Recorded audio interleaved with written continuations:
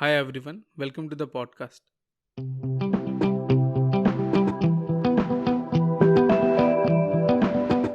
आज की कहानी है मिसअंडरस्टैंडिंग की. How a simple misunderstanding between Lord Krishna and one of his devotee Mauravi could have created a very different ending for Mahabharat war. So इस भूलोक पे there was only one devotee जिसके साथ भगवान कृष्ण अपने दिल की बात शेयर करते थे. वो कोई और नहीं, मौरवी थे. सो महाभारत का war was about to happen.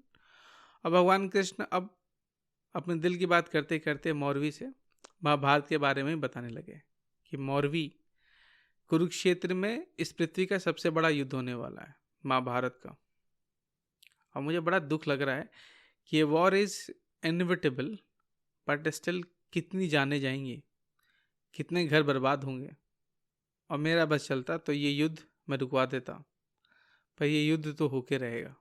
और इस युद्ध में विजयी कोई भी हो, लेकिन मानवता हमेशा हारेगी. ये कह के भगवान कृष्ण चले जाते हैं.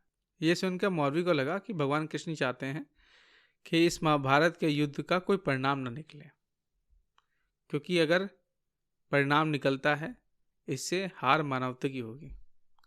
सो वो अपने पुत्र बर्बरिक को बुलाती है और बोलती है, पुत्र बर्बरिक, भगवान कृष्ण आए थे और वो बता रहे थे कि कोई कुरुक्षेत्र में इस पृथ्वी का सबसे बड़ा युद्ध होने वाला है और युद्ध में जीते कोई भी, पर हार मानवता की होगी. और बहुत दुखी लग रहे थे. तो कुछ करो. ये सुन के बर्बरिक बोलता है, माते मुझे जाने की आज्ञा दो और मैं आपको वचन देता हूँ इस युद्ध में कोई भी विजयी नहीं होगा. जो भी साइड हार रही होगी मैं उस साइड से जाके युद्ध करने लगूंगा, सामने वाले को हारे हुए के बराबर लेके फिर मैं छोड़ दूंगा. एंड फाइनली कोई भी नहीं जीतेगा और ये युद्ध टाई हो जाएगा. ये कह के बर्बरी अपने घर से निकल जाता है. भगवान कृष्ण को पता चलता है कोई नन्हा सा बालक एक प्रण लेके महाभारत का युद्ध रोकने जा रहा है. भगवान कृष्ण लगता है यार ऐसा तो पॉसिबल नहीं, क्योंकि इस भूलोक में कोई इतना ताकतवर थोड़ी है कि महाभारत का रिजल्ट ही बदल सकता है. काल चक्र घुमाया तो पता चला हाँ यार बराबरी बदल सकता है. ये सोच के भगवान कृष्ण बोलते हैं, यार ऐसे व्यक्ति से मैं खुद जाके मिलता हूँ. सो भगवान कृष्ण बर्बरी को जंगल में मिलते हैं. सो भगवान कृष्ण बर्बरी के सामने प्रकट होते हैं.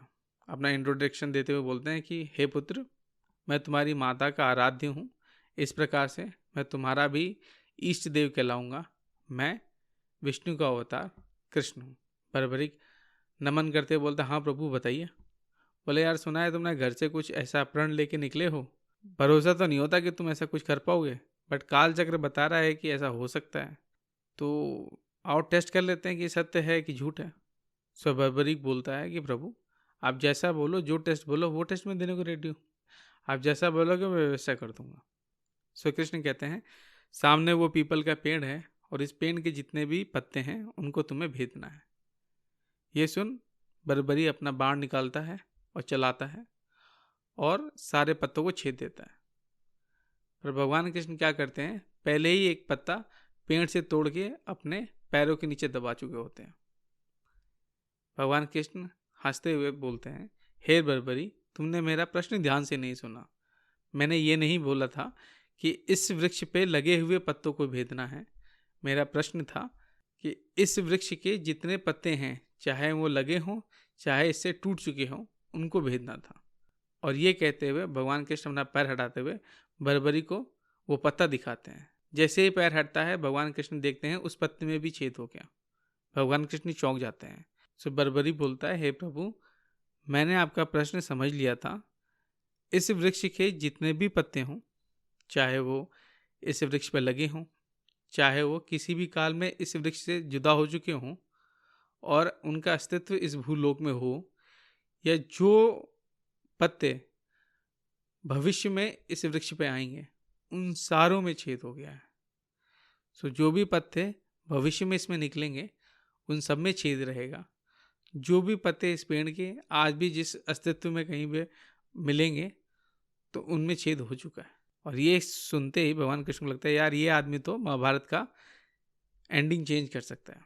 तो भगवान कृष्ण बोलते हैं कि हे बर्बरी, मैं तुम्हें आगे जाने की अनुमति नहीं दे सकता. और क्योंकि मैं तुम्हारा इष्ट देव हूँ तो मैं तुमसे फर्स्ट टाइम मिल रहा हूँ, तो मैं कोई भेंट चाहता हूँ. बर्बरीक बोलता है, प्रभु आप जो मांगे वो देने को रेडी हूँ। भगवान कृष्ण बर्बरी से उसका सिर मांग लेते हैं। बर्बरी बोलता है, प्रभु मुझे देने में कोई आपत्ति नहीं, मेरे 2 सवाल हैं, बस इसका उत्तर दे दो आप। पहला सवाल ये है कि मैंने अपनी माँ से वचन दिया था कि इस युद्ध में जो भी हारेगा मैं उसका साइड ले लूँगा, पर मुझे एक बार भी मौका नहीं मिला। और दूसरा, इतना बड़ा अगर युद्ध हो रहा है तो मैं चाहता हूँ मरने से पहले इस युद्ध को विटनेस तो कर लूँ। तो भगवान कृष्ण बोलते हैं, ठीक है कोई बात नहीं।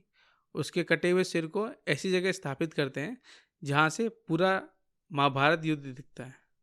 और दूसरा, उसको वरदान देते हैं कि हे बर्बरीक, कलयुग में लोग तुम्हें मेरे नाम से जानेंगे, और जो तुम्हारे मन में बची हुई मनोकामना थी कि हारे हुए साइड की तरफ से लड़ना था, तो जो भी व्यक्ति हारा हुआ तुम्हारे दर पे आएगा उसकी मनोकामना पूरी होगी। इसीलिए कहते हैं कि हारे का सहारा खाटू श्याम हमारा। सो बर्बरी कोई और नहीं, सीकर में स्थित खाटू वाले बाबा श्याम हैं। Thank you.